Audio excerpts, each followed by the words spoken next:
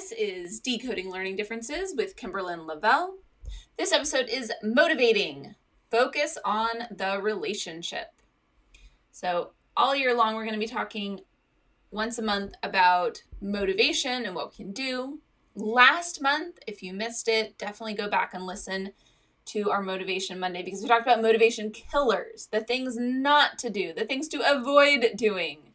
So definitely go back and listen to that. We want to avoid rewards and punishments. That's the short. We get into why in that last episode, why exactly we don't want to do those things. And if you want to dig really deep, I did suggest reading Alfie Kohn's book, Punished by Rewards, or listening to it on audio, which is also available. So this week, we are talking about what to do, and the rest of the year we'll be talking about what to do, how to motivate kids. And this week, we're talking about using the relationship, your relationship with your child. So focusing on the relationship. So what a lot of us experienced growing up and have therefore defaulted to ourselves is yelling and punishing or bribing. And these can work in the short term, but they are problematic, like I mentioned last week, because they kill motivation in the long term. So we really want to avoid it as much as possible, which as much as possible really means as much as we can catch ourselves and retrain ourselves to stop doing it. What we want to be doing is focusing on the relationship, connecting with our kids. This is one of the things we want to be doing. Of course, we'll get into more ideas in the future, but that's what our focus for today. So when our kids and us are disconnected, we're saying one thing, they're shutting down, no one is making eye contact, there's not usually physical connection, everyone's having a bit of a hard time. When we are connected with our kids, there is eye contact, there's gentle touches, an arm on the shoulder, kind of a thing, where we're in it together. So how do we do that? How do we build that connection? How do we build that relationship? Now, you already know because you have a relationship with your child. But here are some suggestions. The first suggestion is to be playful. There are hundreds probably of ideas in Lawrence Cohn's book, Playful Parenting. It's a great book. It goes into a whole bunch of other stuff, but specific uses for play because he's coming from a play therapy background. But what you can get out of it is how and why we can use play to connect with our kids. Even when what we're really wanting to do is yell and scream at them and punish them, we can actually do some connecting with play and get what we want out of it. It might be something as simple and silly as if we, say, oh, we need to get the reading done. I don't want to do my reading. And then maybe we're going to be playful and copy them. I don't want to do my reading. But you have to be careful because you don't want to mock them. It's just kind of being teasing playful. So watch to see their reaction, check in with them. That's a big thing that Lawrence Cohn talks about a lot in the book, is make sure that what you're trying for is landing playfully. You want them giggling. You don't want them feeling offended and like you're making fun of them. It can also be you being in character. That you better get your reading done, right? You're being almost mocking yourself. Like you're doing a silly voice and you're going to tell them what they have to do. Or you're going to get a stuffed animal out and be like, will you please read to me? And something, right? But the one thing I want to caution here is focus on the relationship aspect, getting the kid laughing about it. Don't focus on, did it work? Did it get them to do the reading? What we're doing here is not about getting one task done. We are trying to build a relationship that fosters more collaboration and cooperation in the future and going forward, rather than this particular task that I want my child to do in this particular moment. Because the more we're trying to like force a kid into doing something, manipulate them into doing something, the more resistance we're going to have, the less motivation they will have. It works against us. So be careful. You can use these tactics to maybe get them engaged and interested, but only because they're having fun with it and playing with you. It might also be that you don't focus at all on the reading, right? You just focus on the connecting part. You want to just say, let's go play. What do you want to play? Or I'm going to play anything you want for the next 20 minutes. What do you want to play? And let them just play. It might be building, it might be reading, it might be video games, it might be puzzles, it might be baking something, it might be going outside and passing a ball around. Just connect. Even if you guys are playing the video games, you can connect with it, right? You're going into the world that they are super interested in. You're learning about the video game that they are wanting to play. You're sharing that experience with them, and that can be an opportunity for connection. Have them teach you about that video game. Even if it's like a one-person game that you can't even play while they play, have them talk to you while they're going through it and talk to them about what you're seeing and noticing, and make sure that you don't just sit next to them on your phone or something. Like, you want to actually connect. Find ways to connect with them.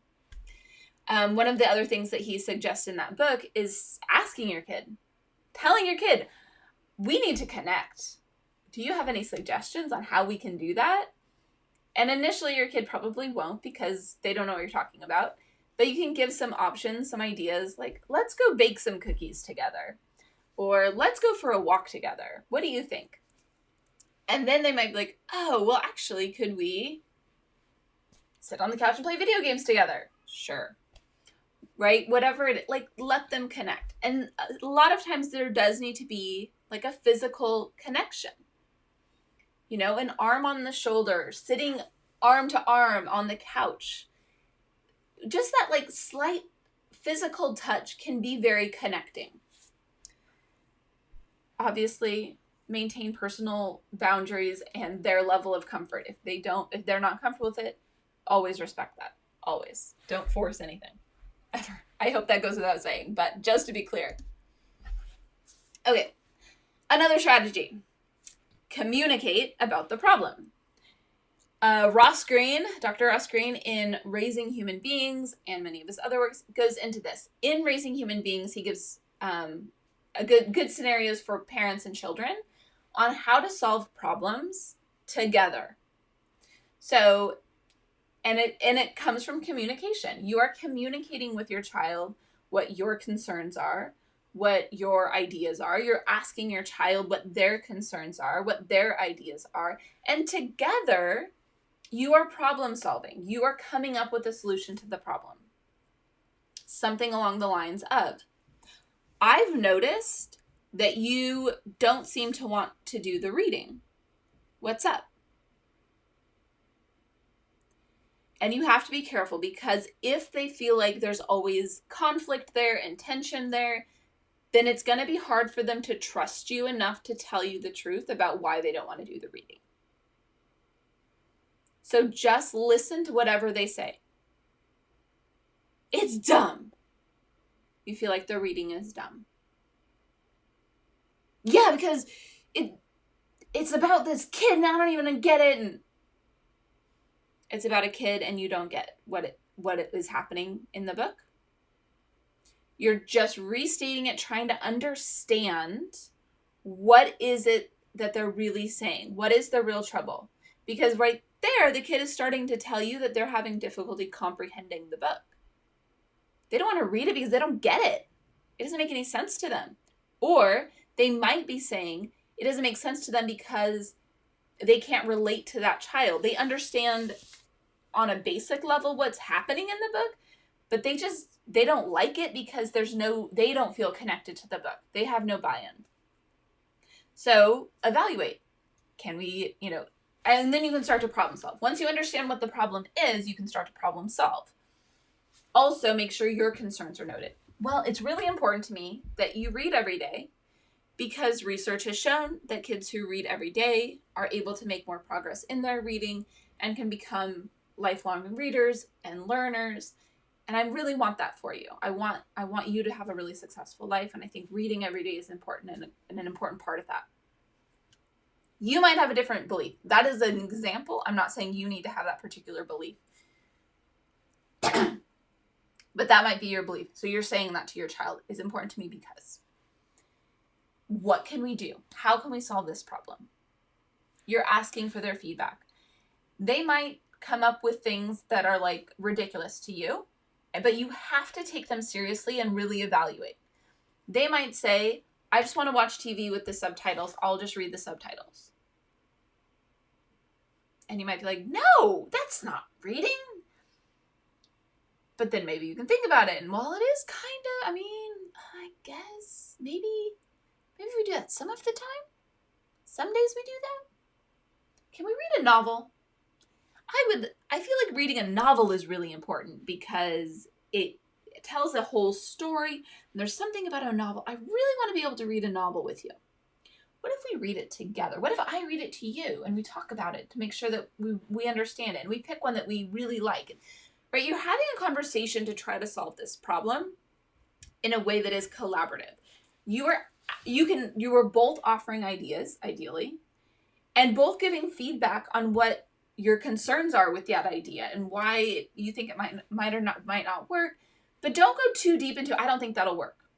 Don't spend very much time on that because what you really want to do is just start trying things. Okay, let's try that. Let's see how that works. You might not even mention, I really want you to read a novel. You might just be like, okay, yeah. Watch TV with the subtitles. Let's see how that works. Let's evaluate next week and see if we feel like that's accomplishing our goals. And then next week, you can reevaluate and say, I was thinking about it more. And you are reading. You seem like you're understanding what you're reading. And I love all of that. But there is also an important aspect of understanding what you're reading when there's no pictures to go with it. So I would love to read some kind of book with you that doesn't have pictures. Or maybe listen to an audiobook. What do you think? Do you have any ideas about that or thoughts on that? And then you can go forward from there, right? Just continuing that conversation. Check in. Again, you can go deep into this reading Ross Greene's book, Raising Human Beings. Okay, some other ideas on how to foster that relationship that will build motivation. Appreciate your child genuinely. With genuine appreciation. I am so thankful that for you picking up, well, let's stick to educational. I am so appreciative of how hard you have been working on reading that. I so appreciate that when I asked you to work on this writing assignment that you worked on it, because I know we don't always feel like we want to do something that someone else is suggesting we do, but we just have a timeline here that we needed to get it done. So I really appreciate you working on that. Also appreciating, thank you for sharing with me what you wrote. Thank you for reading out loud to me. I really loved hearing you read. Thank you for letting me see what you were working on in math. It's so interesting what you've been working on and learning. And I'd forgotten some of this, and there's some strategies I've never done before, so it's really cool to see that. Thank you. Right? Just appreciating our child genuinely, taking that time to genuinely look at them in the eye and appreciate them and thank them for who they are and what they are doing. Not that they have to do anything to be appreciated. There is also the bigger just building the relationship part of, I am so appreciative that you are my child. Thank you so much for just being you. And it doesn't have to be tied, it often should not be tied to any action. You just appreciate that they exist the way they are, for exactly who they are. that helps build that relationship and that connection. Okay. Next one is to get curious. Know your child better. Always be curious about who your kid is today, because they're constantly changing. They're becoming new people. They have the same old interests, but they have new interests. There's all sorts of things happening. So yes, get curious about who your child is. You might ask them, what is it that you've been reading lately? And just be genuinely curious. What have they been reading lately? What is it that you've been watching on TV? What is that video game that you were interested in? What's it about? Can you tell me more about it? Connecting and just being curious about who they are, what they're interested in. Also, how do they want to spend their time? Hey, I was thinking we could go on a trip this weekend. I was thinking maybe either the beach or the museum. There's this cool museum that has this installation right now. Let me show you what I was thinking. What do you think? Would you want to go see this, or would you want to go to the beach? Do you have any other ideas on what we should do this weekend? They might come to you with ideas, right? And be curious, like, hey, can we, and if it's big, like, can we go to Egypt to see the pyramids? And you're like, no. First, connect with them on why they're asking, what they're interested in, what they would want to see there. Validate that it is a great idea. You just don't have the money for it right now, but maybe we could save for it, or what could we do to make it work? What could we do instead that would give us a lot of the same kind of an experience? And, right, like, have those conversations, but be curious about who they are. And sometimes that's a matter of just sitting there in silence, watching what they're choosing to do with their time. Watching the show that they're watching with them. And with curiosity, what is it that you're watching? And don't interrupt them, like maybe on a commercial or afterward. Have them tell you over dinner, have them tell you whenever, but don't interrupt it to ask questions. But ask questions, or the video game, or the book they're reading, or what they're doing with their friends, or whatever it is. Be curious about who they are and what they're interested in. With the really little ones, I sit and watch my kids play, just with curiosity. Like, what is it that they're really interested in? When no one is telling them what to do, what are they wanting to do? How are they choosing to spend their time? So, takeaway: be playful, communicate, appreciate, and be curious. Those are the 4 strategies that we went over today on how to connect and foster a strong relationship with your child, which will in turn help to build motivation in them. And be sure to email me, Kimberlyn, at decodinglearningdifferences.com, because I want to know, how do you connect with your kids? I will talk to you later. Bye.